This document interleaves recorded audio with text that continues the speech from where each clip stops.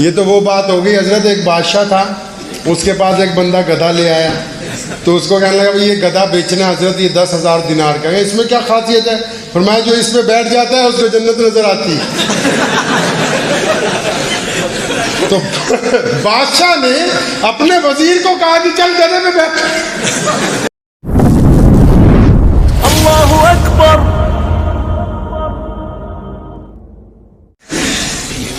میں جب دارالعلوم دیوبند اور مزارالعلوم میں جب میں گیا پڑھنے کے لیے، چھوٹا تھا تو والد صاحب نے بھیجا، تو مجھے 2-3 لوگ مل گئے، تو مجھے کہنے لگے اوے تیری یہ سلوار جڑا نیچی ہے اونچی کر لے، نہیں تو جہنم میں جاؤ گے۔ اسی پنجابی لوگ ہیں تو پنجابی آپ کو پتہ ہی ہے ذرا سدھے ہوندے ہیں۔ تو میں واپس اپنے جب چھٹی پہ گھر آیا، میں نے اپنے ابا کو ویسے ہی مذاق میں کہا، میں کہا آپ تو کہتے تھے ماں کے پیروں کے نیچے جنت ہے، یہ پتندر کہتے ہیں کہ ٹخنوں میں پھنسی ہوئی ہے۔ اگر تو یہ کپڑا اوپر کر دیا ہے تو جنت۔ جتنے لوگ وقت لگا کے آئے ہوں گے جماعت میں، سب کو پتا ہوگا بھی ہے جی، پتا ہے نا کہ پاجامہ اونچا کرنا ہے، آپ کا بھی نماز کے ٹائم کرواتے ہیں مولوی ہیں۔ میں نے اپنے ابا کو کہا، میں کہا جی وہ تو کہتے ہیں اگر یہ اونچا کر لیا تو جنت، اگر یہ نیچے ہو گیا تو جہنم میں چلے جاؤ۔ تم بتاؤ کیوں اونچا کرتے ہیں؟ پتا ہے کپڑا پاجامہ کیوں اونچا کرتے ہیں؟ تک نہ دکھے۔ آپ بتاؤ جی، آپ بتاؤ۔ ہاں یہ تو وہ بات ہو گئی حضرت، ایک بادشاہ تھا، اس کے پاس ایک بندہ گدھا لے آیا، تو اس کو کہنے لگا بھائی یہ گدھا بیچنا ہے حضرت، یہ 10,000 دینار کا ہے، اس میں کیا خاصیت ہے؟ فرمایا جو اس پہ بیٹھ جاتا ہے اس کو جنت نظر آتی ہے۔ تو بادشاہ نے اپنے وزیر کو کہا کہ چل گدھے پہ بیٹھ۔ اب جب وزیر گدھے پہ بیٹھا، گدھا تو عام سا گدھا تھا، مراسی تھا نا، مراسی جو ہوتے ہیں اللہ نے ان کو بڑا فن دیا ہے، بڑی قابل قوم ہے، آپ کسی کو کمتر نہ سمجھیں۔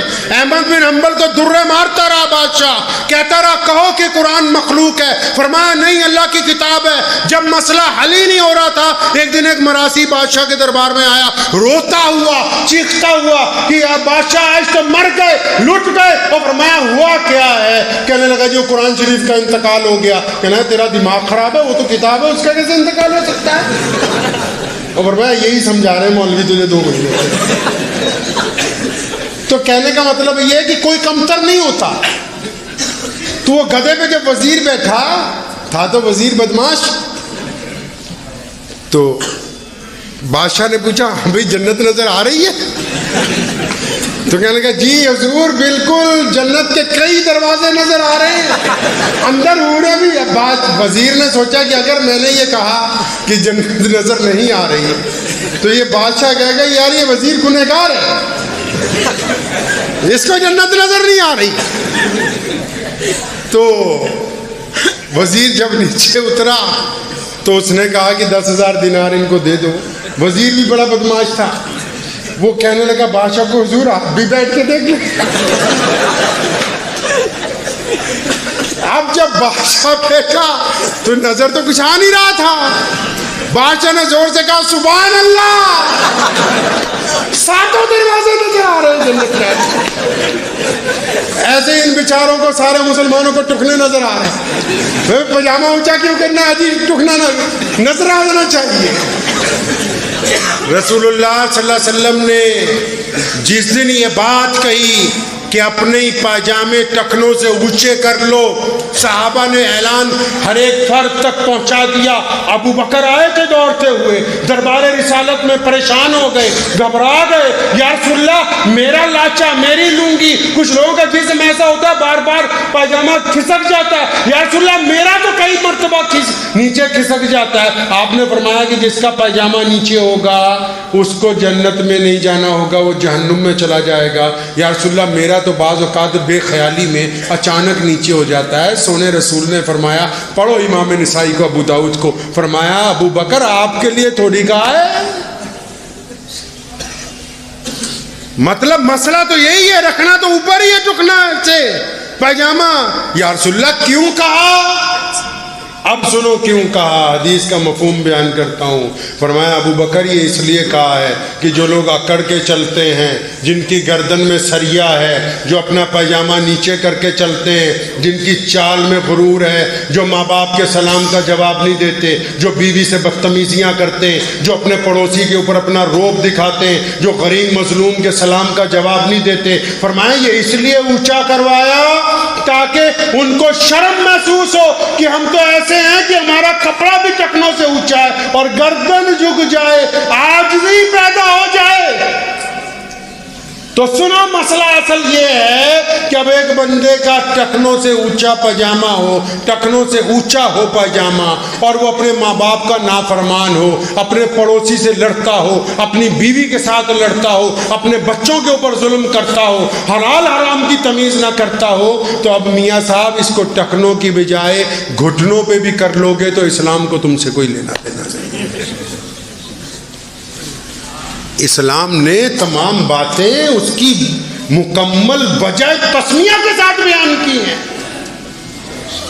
اللہ نے کہا قرآن میں کہ جاہلوں سے بحث نہ کرو، تو آپ جاہل کس کو کہتے ہیں؟ آپ تو جاہل اس کو کہتے ہیں جو پڑھا لکھا نہیں ہے، جس کو بولنا نہیں آتا، جس کے کپڑے اچھے نہیں ہیں، جس کا رنگ ڈھنگ اچھا نہیں ہے۔ لیکن جب آپ اللہ سے پوچھیں گے کہ اللہ آپ نے کس جاہل کی بات کی، تو اللہ فرماتے ہیں کہ سنو، یہ جاہل نہیں جس کو تم جاہل سمجھتے ہو، یہ جاہل ہے جس نے کپڑے اچھے پہنے، جس کے پاس علم اچھا ہے، جو بولتا ٹھیک ٹھاک ہے، لیکن پنچایت میں اپنی حرام بات منوانے کے لیے اڑ جاتا ہے۔ فرمایا یہ جاہل ہے، اس کے ساتھ بحث نہیں کرنی۔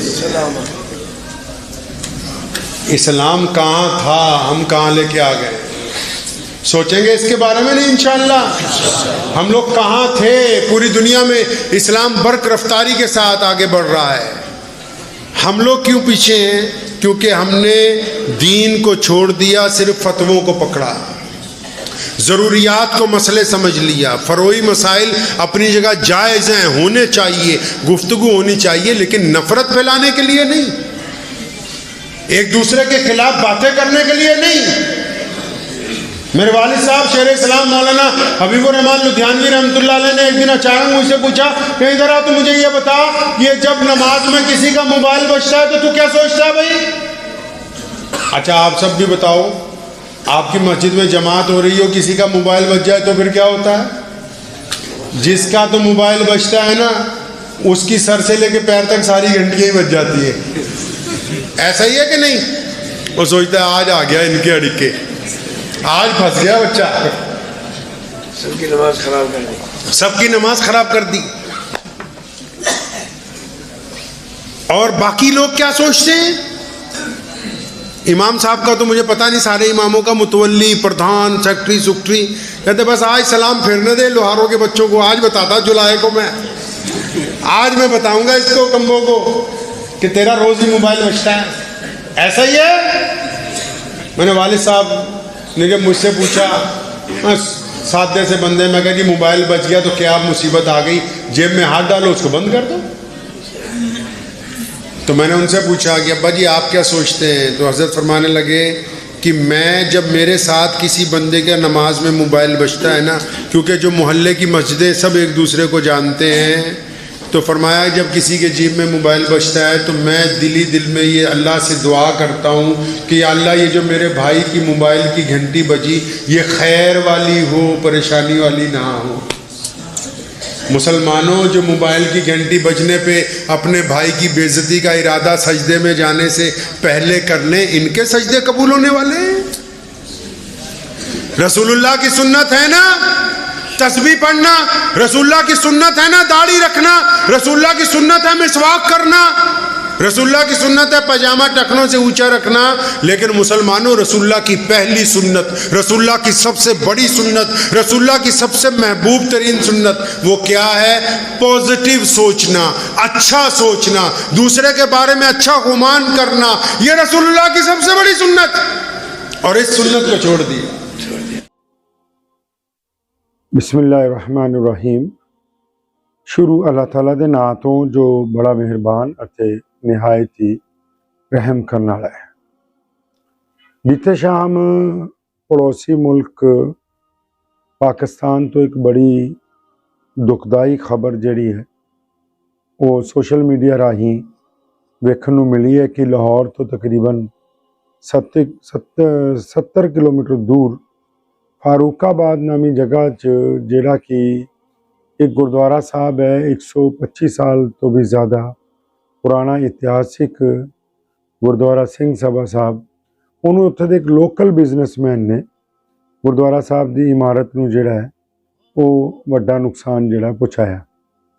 ਜਦ ਇਹ ਖਬਰ ਮਿਲੀ ਤੇ ਬਹੁਤ ਹੀ ਦੁੱਖ ਹੋਇਆ ਕਿ ਕਿੱਥੇ ਇੱਕ ਪਾਸੇ ਸ਼੍ਰੀ ਕਰਤਾਰਪੁਰ ਸਾਹਿਬ, ਸ਼੍ਰੀ ਨਨਕਾਣਾ ਸਾਹਿਬ ਔਰ ਉੱਥੇ ਦੇ ਵੱਡੇ ਗੁਰਦੁਆਰਾ ਸਾਹਿਬਾਨ ਦਾ ਪੂਰੀ ਦੁਨੀਆ ਦੇ ਵਿੱਚ ਪ੍ਰਬੰਧ ਔਰ ਉੱਥੇ ਦਾ ਸਤਿਕਾਰ ਦਾ ਚਰਚਾ ਹੈ ਕਿ ਉੱਥੇ ਹੀ ਇੱਕ ਬਿਜ਼ਨਸਮੈਨ ਵੱਲੋਂ ਇੱਕ ਗੁਰੂ ਘਰ ਦੇ ਨਾਲ ਇਸ ਤਰ੍ਹਾਂ ਦਾ ਵਤੀਰਾ ਕਰਨਾ ਔਰ ਉਹ ਮੁਸਲਮਾਨ ਹੋ ਕੇ ਵਤੀਰਾ ਕਰਨਾ, ਮੈਂ ਸਮਝਦਾ ਬੜੇ ਦੁੱਖ ਦੀ ਗੱਲ ਹੈ।